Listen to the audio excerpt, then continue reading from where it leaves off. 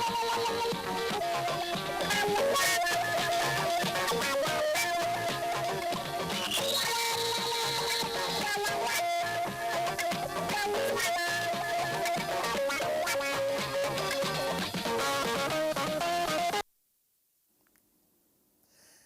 very good evening and welcome to Newsline. I'm Claire Adelabu Abdul Razak, your pilot. First, a very warm salute to some amazing women I met on Saturday who told me that they never miss Newsline.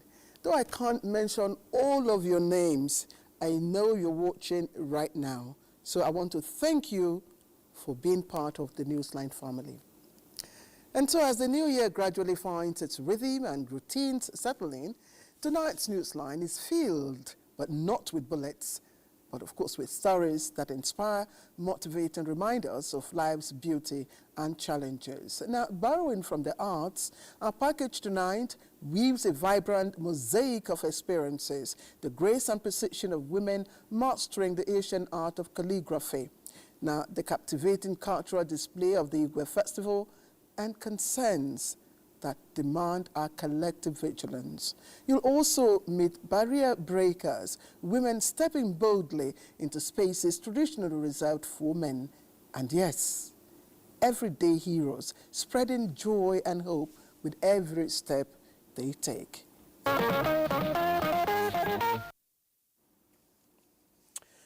Welcome back to Newsline. Now, let's start on this note.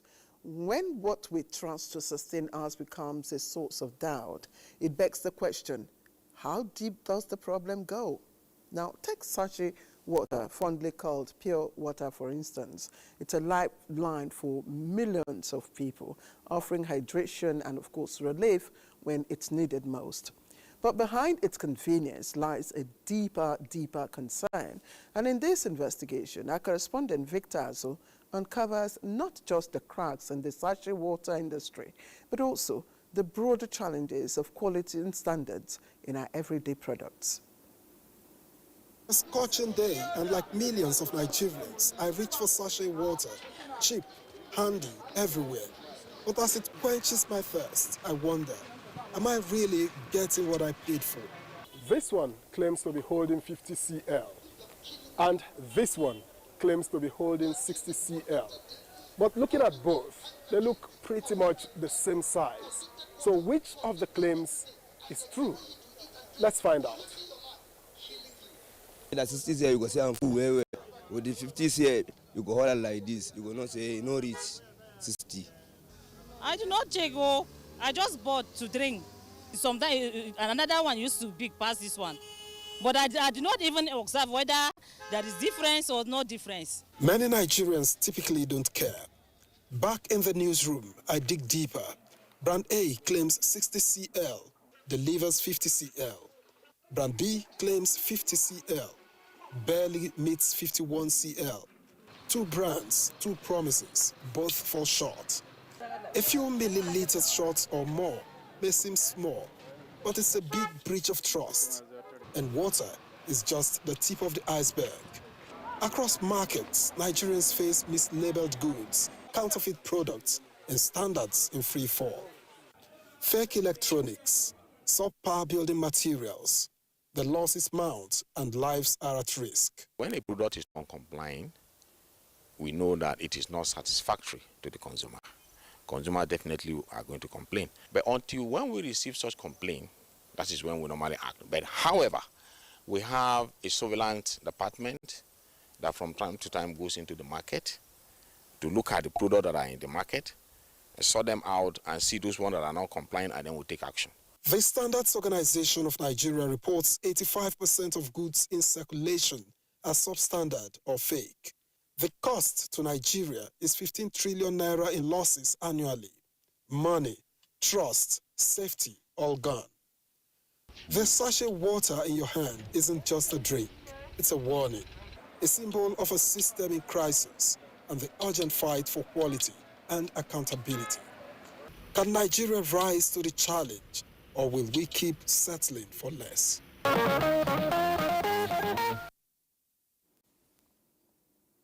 answer is blowing in the winds. Now, there's something nostalgic about calligraphy. For those of you in my generation, back then we often said, calligraphy is the flower to a man's heart. And of course, it held true. Captivating handwriting had a way of drawing attention, especially from our male peers. Now, though centuries old and practiced across cultures, calligraphy is finding new life in Kano State, where Gabari women are nurturing this age-old art. But this time, it's more than just a flower for the soul. It's becoming a tool for personal empowerment and growth. Aminu Umar brings us this very inspiring story of these women. Calligraphy has been a part of the culture in Kano for centuries, deeply intertwined with the region's rich written history. Originating from the Quranic schools, the art form was initially used by skilled writers to decorate the sacred book. Over time, it evolved into a means of creating decorative slates that were presented as certificates upon graduation from Quranic schools. British officials led by then Prince Charles are now King of England. In recognition of this unique art, considered it as a craft with global potential and decided to infuse geometry into the traditional calligraphy, with Mustafa Gabari among the first trainees. And then people from the Princess Trust School of Traditional Arts in London were brought over to Kano by the British Council, and they spent a whole month training them on the various art of using the pen and the ruler. In other words, geometric design. Among those discovering the power of calligraphy is Asia Adamu Abdullahi, a graduate in botany. She found herself drawn to this ancient art form, recognizing its potential not just as a cultural asset, but as a valuable skill for personal and economic growth. And calligraphy is something that has to do with your brains. Since married women are always at home, so this is a very simple idea for them. Calligraphy is a big opportunity for women staying at home, so they do not have to go out. They can draw it and advertise it, put it in social media. I want to be self-sufficient and independent, and also to help the youth in order for them to be well-dependent, confident, and self-sufficient. With this new passion, Asia and others like her are breathing new life into Kano's calligraphy traditions. What was one skill reserved for scholars is now a tool of empowerment for women, opening doors of new opportunities in both local and global markets. As Calligraphy and Geometry Center continues to grow, the management remained resolute to transform it into a center of excellence. We have graduated over 100 over the last 10 years. Young men and women can learn art form and sell it as cultural product. And that way, they contribute to the creative economy. They make our environment more beautiful. They make it more appealing. We are calling the attention of the world, particularly the institutions of learning, both public and private, or other institutions of government, to come to our aid for affiliation, patronage, and what have you, so that we boost our activities. The traces of calligraphy design on the palaces and royal regalia testifies to the unending potential of this art. Fantastic. Let me also add that there was an Islamic or religious, dimension to this calligraphy, and it's just so beautiful. Now, let me borrow a word or two from Hillary Clinton, who once said, and I quote, "To all the little girls who are watching this, and I say to everyone who's watching this, never doubt that you are valuable and powerful, and of course, deserving of every chance and opportunity in the world to pursue and achieve your own dreams." Now, and this is something 23-year-old Janet Jonathan truly embodies. And in Maiduguri's busy GSM village, where it's mostly the men who repair our phones. Now, Janet stands out as the only female engineer there. She's not just skilled, she's also breaking down walls and making a name for herself in that very field where, that often off limits to women. Now, Elizabeth Abdul Malik takes us through Janet's incredible journey on Newsline for us tonight. Born and raised in Maiduguri, Janet's fascination with technology began at the age of 14. While in secondary school, working as a sales girl at a phone shop to support her family and earn extra income. It was during these formative years that her curiosity about the technical side of the business blossomed. I want to do something different. I feel like in all things, if a man can do it, a woman can also do it. It depends on her mind. Determined to pursue her passion, Janet sought out one of the city's top technicians and became his apprentice. My colleagues, they are doing it. I said, what's in this phone that I cannot do it? What's in this phone thing that I cannot do it? And I opened it and I started. I keep on losing. Sometimes I will spoil somebody's screen, they will remove it in my salary. Sometimes I have to sell my phone to pay for other people's things that have spoiled. So this is how I learn it, and I've already put it at the back of my mind that anything that make me lose will make me win. Now a final year student at the University of Maiduguri, Janet successfully balances her academic responsibilities while running her repair shop. I go to school, I'll read tonight, I'll come to work in the afternoon, I'll go home, read. Have a lot of stress, but you have to do it. Nestled in GSM Village, her shop is a go-to hub for phone repairs, from cracked screens to software troubleshooting. I can repair any kind of phone, dead phone, iPhones, screens, Samsung, any kind of phone. Her journey has not been without challenges. As a woman in a male-dominated field, yet she continually proves her competencies and skills. People used to come and say, this woman that is repairing phone, they will be wondering, can you do it well?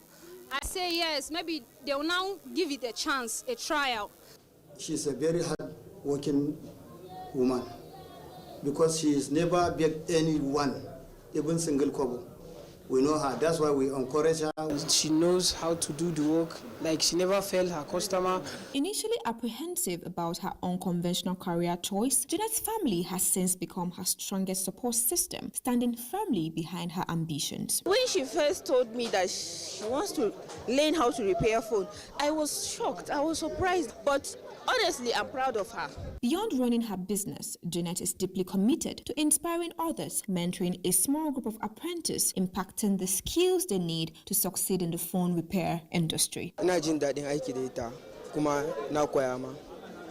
Jonathan's journey has made her a role model for many young women in Maiduguri, with her story not just about fixing phones, but challenging perceptions, breaking barriers, and inspiring change in a community where traditional norms often limit women opportunities. Wow. I clap for her. Fantastic. I'm really proud of Janet Jonathan, and she's challenged me as well, and I bet it's a skill that I also would love to explore someday, and this is a challenge I must take up. Let's take a short break. Please don't go away. We have more on the line tonight on Newsline. All right, thank you for joining us once again. Now, there may be no stronger craving than the desire for titles. And in Igbo land, the true riches in the tradition, of course, behind those honors. Now, titles such as Omezuribe and Ikukoma are reserved for individuals whose contributions to peace and development have earned them deep respect within, of course, their communities. And this tradition came to life in Usunjaba, Isu local government area of Imo State recently, as Dr. Maurice Nnamdi Mbairi, Permanent Secretary, General Services, Office of the Secretary to the Government of the Federation, was conferred with these prestigious titles. Now, our correspondent, Kenneth Nanim, captured the colorful ceremony marking Dr. Mbairi's initiation into the traditional ruler's cabinet in his constituency.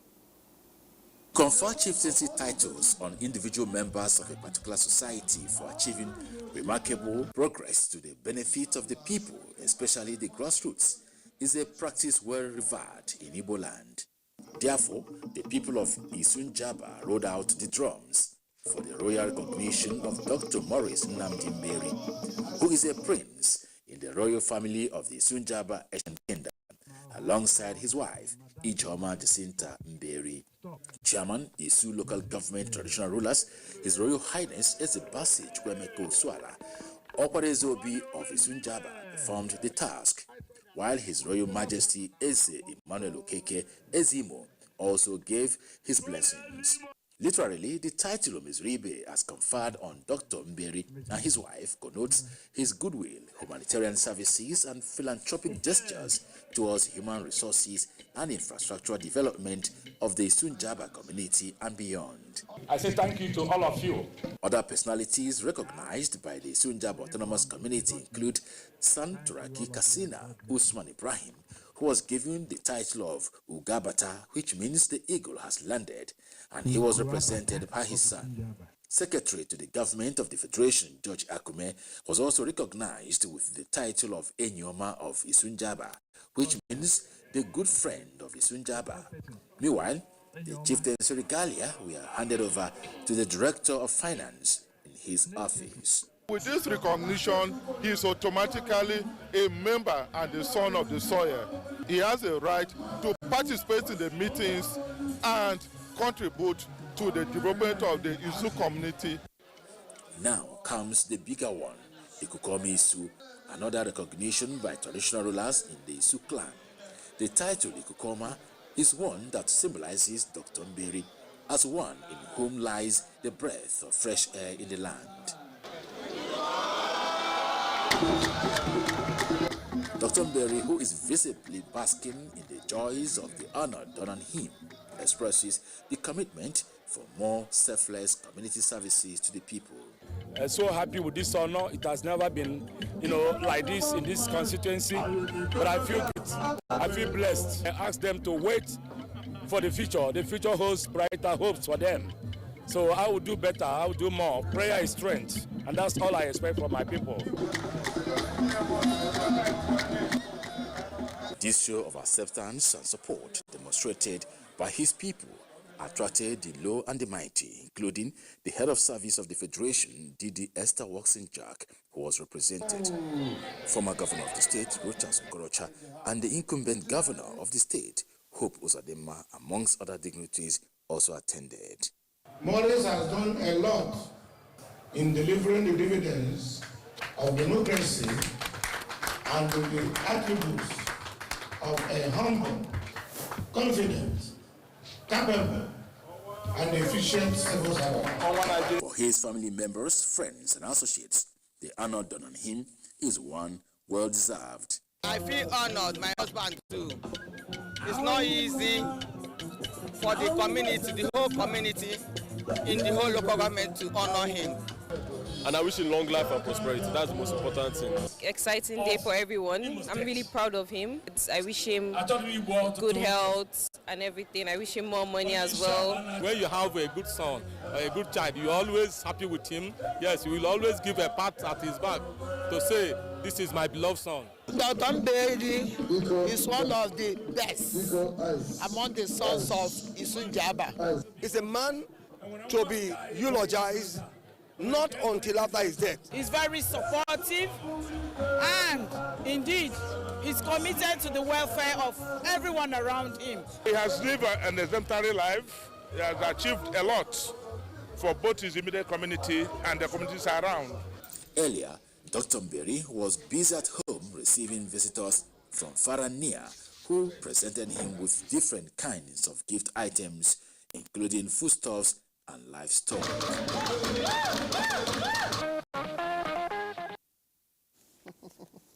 Interesting. I like the Ikukwoma title.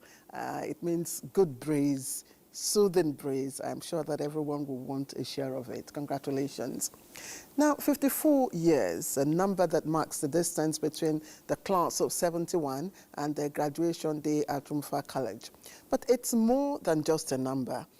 it embodies time, growth, and memories. Amidst laughter and nostalgia, the alumni reflected on bonds that have endured for over half a century. Now, their message is very clear: elevate education for future generations. Here is Shehu Adamu with details of this event. College, as one of the pioneer elementary schools in Kano and northern Nigeria, has produced prominent personalities, among which was the former head of state General Sani Abacha. To celebrate the school and chart ways for the improvement of education in the country, the class 71 of the school came together to celebrate their achievements and rub minds on how to support the school to continue to retain its status. The best we can do under the circumstance is to do our best to know that it is not planned, it is not elaborate curricula. What is important is discipline. We went to school, everything was free for us. But today, the cost of education is very high. Government alone cannot be able to provide education for all. Nigerians are going through very, very difficult times. And we continue praying to our leaders that may Allah guide them, may Allah show them the way, so that whatever policies they are putting together and then bringing to the country would be beneficial. I just take it as the beginning of another new life, because life after 70 years is not a joke. You know, somebody has to thank Allah for giving him the opportunity to reach that age. The occasion was a joyous moment for all, as some of their teachers were able to grace it with words of courage and prayers for the country to overcome its challenges. For members of the Class 71 chapter like Bardi Muhammad, the nostalgic moment will continue to linger in their minds and strengthen the existing bond among them. All right, now let me take you to Deba Emirate in Gombe State. Now, the annual cultural festival there has always been very, very colorful, showcasing the community's very rich cultural heritage. And for this particular report, our correspondent Abbas Maikanu was there for Newsline. Welcome to the palace of the Emir of Deba, Alhaji Ahmed Usman, where sons and daughters of the Emirate came together to celebrate their annual cultural festival, a vibrant and colorful event that showcases the rich heritage and traditions of the Tere ethnic group from the time of their migration from Yemen. The Tere people were among the early occupants of present-day Gombe State. They occupied settlements around the banks of River Gongola, such as Deba, Gwani, Hina, Liji, Kalshingi, Zambuk, Bagi, Kuruba, and Doho, among other settlements. The festival featured a wide range of activities, including cultural procession depicting the historical background and evolution of Tere ethnic group. Traditional music and dance from members of different age groups and cultural backgrounds also took to the stage.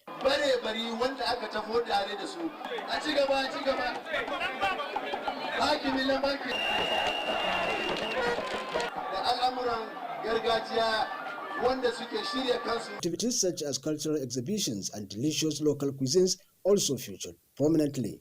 The people of Gombe State, they are our people. People of Borno, they are very good people. You see, what we need in Nigeria is unity, peace, development, progress, and understanding.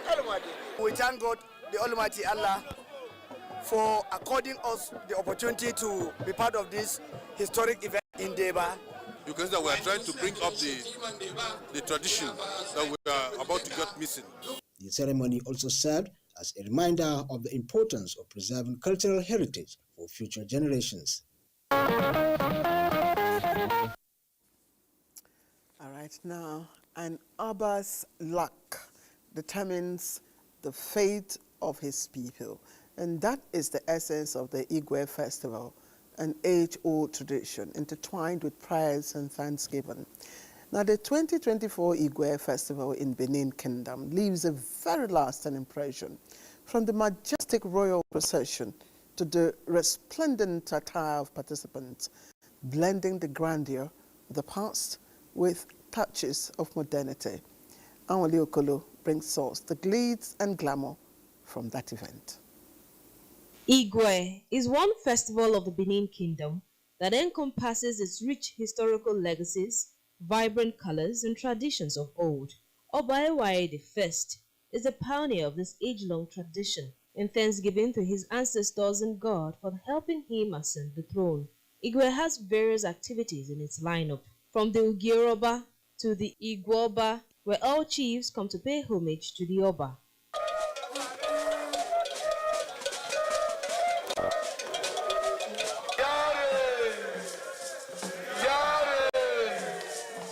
This year, it was especially more colorful, as even the queens of the revered monarch joined in the Ugiyo ceremony, an event which reenacted the historical mock battle between Oba Esigi of blessed memory and those Dama chiefs in Benin, recorded in the 15th century AD. After the conquests, the warriors, armed with their weapons, surrendered to the Oba of Benin, Ewaye II. As expected, when the doors of the palace are flung open, members of the royal family, Enigi, chiefs, traditional priests, Benin sons and daughters, as well as visitors and tourists, troop in to witness the series of rites and rituals of the Igwe. Aside the Oba's palace being the center stage of the Igwe, events like the Igwedoya is celebrated in individual homes where each head performs rites for the purification of their homes.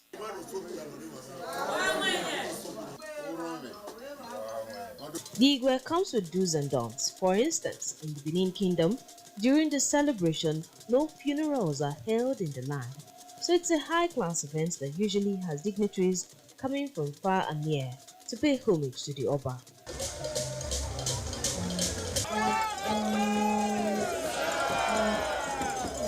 If you know the story behind the airway ceremony, you know that it's to celebrate the end of the year. This is the day that we, the Edos, the Benins, celebrate most. It's an interesting event. I've always wished to be in a place like this, but I thank God that God has given me the opportunity to be here. Igwe Festival is the most special Xmas gift that we, the Edo, celebrate. One of the high points of the 2024 Igwe was the reintroduction of traditional wrestling known as Ive, which had the Omadas participating. Omadas are the bearers of His Royal Majesty's insignias of Ada and Ebe. Igwe is not complete without the Igiewe, a ceremony where sacred leaves are presented to the Benin monarch. As always, the Ugewe begins with a spiritual dance by the Ayobaha of Benin Kingdom, who makes the sacred presentation to the Oba in line with its customs and traditions.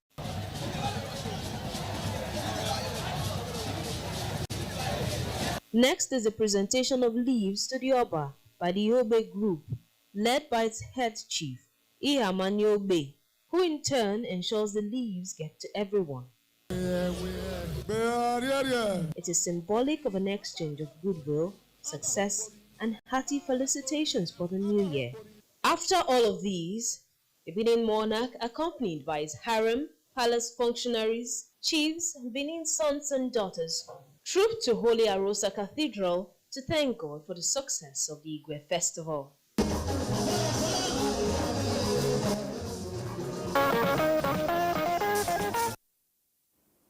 Interesting, very rich cultural heritage there. You can't beat Benin Kingdom for that. Now, if our next report doesn't put a smile on your face, you might want to blame Annie Daniels, not me. Giving away a daughter in marriage is a moment that stirs very deep emotions, and often even tears. For Buka Goniaji, former head of civil service, this milestone is no different. After a lifetime of spreading joy, he continued the tradition by giving his beautiful sixth daughter, Aisha, in marriage. Now, the occasion was filled with pride, love, and pure happiness as he watched his daughter begin this new chapter. Annie Daniels shares the heartfelt moment with us on Newsline. Khalil and Aisha embarked on their lifelong journey, surrounded by loved ones in the picturesque Anwar Mosque. The beautiful Nikah ceremony officiated by renowned Islamic scholar Sheikh Isa Ali Mantami was a momentous occasion filled with joy and gratitude. As prescribed by Islamic tradition, Khalil and his family presented a dowry of 1 million naira to Aisha, sealing their matrimonial union. And I feel very happy and delighted. Thanks to my family, thanks to God, thanks to friends, thanks to associates.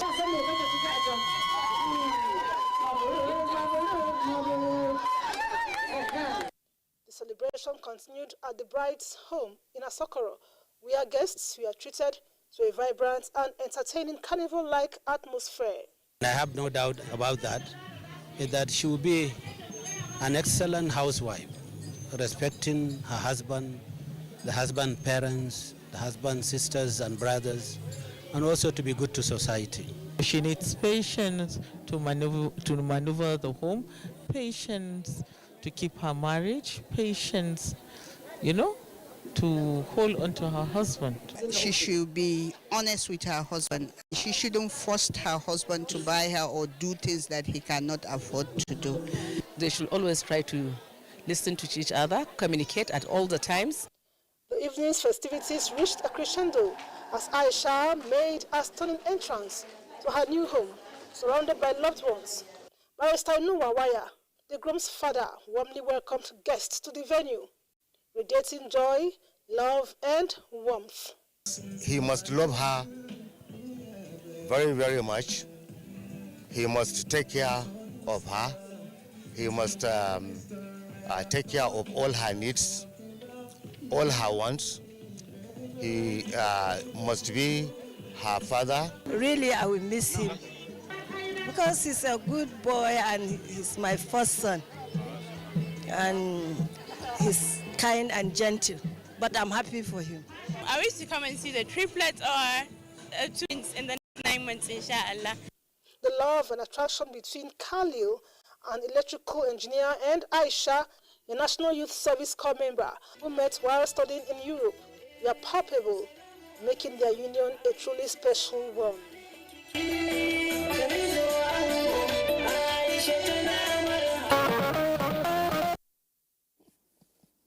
All right, did it put a smile on your face? I'm sure it did, just like I'm doing so. Please, let's take a short break. We'll be right back. Welcome back. Now, some weeks ago, Newsline brought you the story of Mubarak Yakini, a 4-year-old boy battling retinal cancer. Now, his desperate mother had turned to NTA Abuja to seek help to raise the over 5 million naira needed for his life-saving surgery. Today, there's an important update to share, and Lekon Agbonde has that story on Mubarak's journey. A few weeks ago, when Mubarak's mother, Bukola Yekini, brought her son to the Ogbe premises of NTA Abeokuta, both mother and son were overwhelmed by the palpable feeling of uncertainty and gloom. She recounted her ordeal with frightening emotions and fear for the future of her son, Mubarak, whose future is being threatened by retinal cancer in one of his eyes, but she left with faith and hope that Nigerians would come to her rescue. When the story aired on Newsline, a good-spirited Nigerian based in Abuja saw it, filled with compassion, brought a beacon of hope to the young Mubarak. The hospital bill was paid in full with some other expenses. So they showed the thing on the Newsline. So the following day, I received a call from Abuja, and the woman spoke with me that there are some people who want to do help on it. And we gave them the bill. And they have fulfilled the pay, they have paid the hospital, they have paid for everything for the surgery. And as we know, we are at the last stage now because he needs 3 chemotherapies. He have took 2 and he's going to take 1 now. So when he take the last one, so we are going to do the surgery hopefully next week. So on behalf of Mubarak, Adeola, Yekini, and myself, I'm thanking every Nigerians that they have stood behind us to support us for this thing. The son of Mubarak and his mother to NTA this time is to express gratitude. The bills for the treatment has been fully paid. I am grateful for the help and the person who helped my son from Abuja. Thank you very much. Mubarak looks forward to a successful surgery and a brighter future. Yes, that surgery may have been carried out by now. I'm sure our correspondent Lekon Agbonde will bring us the latest development on 4-year-old Mubarak Yakini's condition. Now, they're saying when you're blessed with twins, it's double the giggles, double the grins, and of course, double the trouble. Well, what happens when that blessing comes in fours? This is the reality the Nwachukwus are embracing at the moment.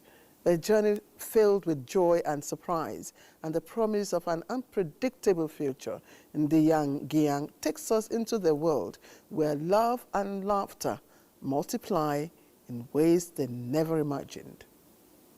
The story of the Nwachukwus is indeed unique, as unlike most of the cases where such multiple pregnancies are medically aided, Priscilla Nwachukwu's pregnancy came naturally and as expected a couple of months after their marriage. The due day came and they came out, not 2, not 3, but 4. And you could imagine the surprise on the faces of the young couple, especially that of the father. The babies, made up of 3 boys and a girl, were delivered through cesarean section at Fertile Ground Specialist Hospital, Jos. Even though discharged, they could not leave as they have to undergo an intensive care at the hospital until they are strong enough. She came in at 32 weeks of gestation, and then she was already contracting, so she had to go through CX because it's a multiple gestation. And this is good to know that this conception was spontaneous. Since the delivery, because of the weight, although the weights are good, from 1.4 kg or 1.5 kg and thereabout, we can't ascertain when these babies will be delivered, but so far they are recovering very well. Father of the quadruplets, who is a teacher in one of the secondary schools, says they are thankful to God for the gift of children, but need the assistance of spirited citizens to be able to cope with their upbringing. You know, when we have 4 children in the incubator, you know what it takes, and the billing is on a high side. We are appealing to the government and well-meaning people who can come in to aid us in settling 1 or 2 of the bills. It will go a long way for us. So whenever I walk into the incubator room and then I see them, I am happy. Sometimes I cry. And then when I begin to count my blessings, I say, God, I'm grateful for more strength. Counting our blessings. Congratulations, should we say, to the Nwachukwus. They need your help. You're watching Newsline tonight on the network service of the NTA. We're taking another break, and when we come back, we'll bring you some more inspiring stories. Welcome to the last lap. As Immanuel Kant once said, all our knowledge begins with experience. However, for 10-year-old Habibu Buba from Niger Republic, his pursuit of knowledge turned into a harrowing ordeal that nearly cost him his life. Now, his journey to Kebbi State to acquire Islamic knowledge became a nightmare when his instructor allegedly tied him up and subjected him to a month of torture. Now, we hear the First Lady of Kebbi State, Zainab Nasir Idris, intervened, and investigations are underway to uncover the full story. Hassana Abubakar Koko has this report for Newsline. 10-year-old Habibu Buba from Niger Republic was entrusted to Malam Umar Usman, an Islamic teacher in Bunza local government area of Kebbi State early this year. His parents, filled with hope, sent him to seek Islamic knowledge, but instead Habibu faced unimaginable torture. He was tied up, beaten, and always secluded away from his colleagues. In fact, he was put through child labor to work on the farm and only gets little food to eat when he shows signs of weakness and fainting. Malam Umar's alleged brutal method left Habibu traumatized and hospitalized. Malam Umar justified his actions, claiming that Habibu was notorious and often ran away from home. I have never had a child under my care who suffered me as much as this boy has. Unfortunately, financial constraint prevented me from sending him back to his parents, given the high cost of transportation due to the exchange rate between Naira and Sefa. In a heart-wrenching turn, Habibu escaped from the General Hospital Bunza, seeking refuge from his ordeal. Fortunately, he was found and taken to Maitele Rasak Center in Birnin Kebbi for proper medical attention and was later handed over to the NSCDC by the Technical Working Group on Gender-Based Violence. The Nigeria Security and Civil Defense Corps NSCDC intervened, confirming the horrific abuse. The state commandant NSCDC Kabiru Alkalawa said during their investigation they discovered Habibu's mental health struggles, which began before his parents sent him for Islamic studies. You don't need to take your child outside the state or outside your local government or outside the country to seek for Islamic education. We have Islamic teachers everywhere. So my advice to the teachers, to the parents, is that they should take the responsibility of their children. Malam Umar was later granted bail but ordered to return Habibu to his parents. Wife of Kebbi State Governor Hajja Zainab Nasir Idris donated 200,000 naira for Habibu's transportation, emphasizing the importance of parental care. Every Malam facing similar challenge should consider reuniting such boys with their parents. Habibu has since been reunited with his parents in Niger Republic. Knowledge cannot be conscripted. If you have it, let others light their candles with it. Now, a mother's greatest wish is often to raise successful children who will carry on her legacy and care for her even in old age or even after she's gone. For Ezine Pauline Obuneoga, this wish has been fulfilled. Even in death, her children continues to honor and celebrate her life. Kingsley Onaniwu reports from a church service in Uturu, Isukwato local government area of Abia State, where her family gathered to thank God and celebrate the enduring legacy of the late matriarch. The quiet town of Onuaku Uturu in Isukwato local government area of Abia State came alive as all caliber of people from all walks of life, including governors, former governors, ministers, former ministers, serving and former members of the National Assembly, religious and traditional leaders, irrespective of tribe, social status, and religion, converged on the First African Gospel Mission Church, Nigeria, located in the area, to join the Oga family in the celebration of life and times of their mother, Ezine Paulina Obuneoga, who gloriously passed away in the early hours of Friday, May 31, 2024, at the ripe age of 80. I want to encourage you to look for, to seek for this blessing. It is not given by just by life. You should work for it. The Abia State Governor, Alex Oti, enjoined the bereaved family not to mourn their late mother like people without faith. To ensure that we live the kind of life that she lived. The church service was rounded off with a special Thanksgiving offering to God by the Oga family. Special prayers were also offered for the bereaved family by the presiding ministers of God. With the Thanksgiving church service over, attention now shifted to the inauguration of some projects, which include Wilson Hotels and Resorts, Wilson and Paulina Hospital, and finally Masters FM radio station, all established in Onuaku, Uturu, by the children of the late Ezine Paulina Oga, in memory of late mother.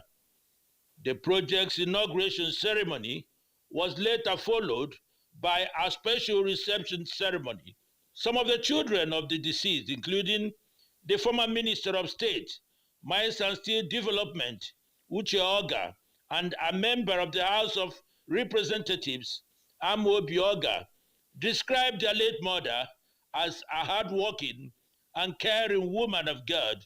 For me, the legacies are so many that we have to replicate her life in one way or the other. She's a virtuous woman. My mother fulfilled all the biblical requirements of a virtuous woman.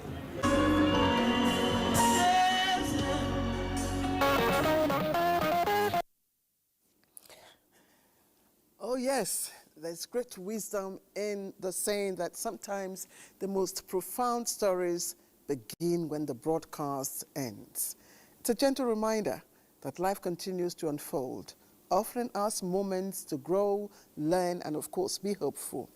So this edition of Newsline may have come to an end, but let's keep our hearts open and anticipate better days ahead, where stories of triumph and joy coalesce.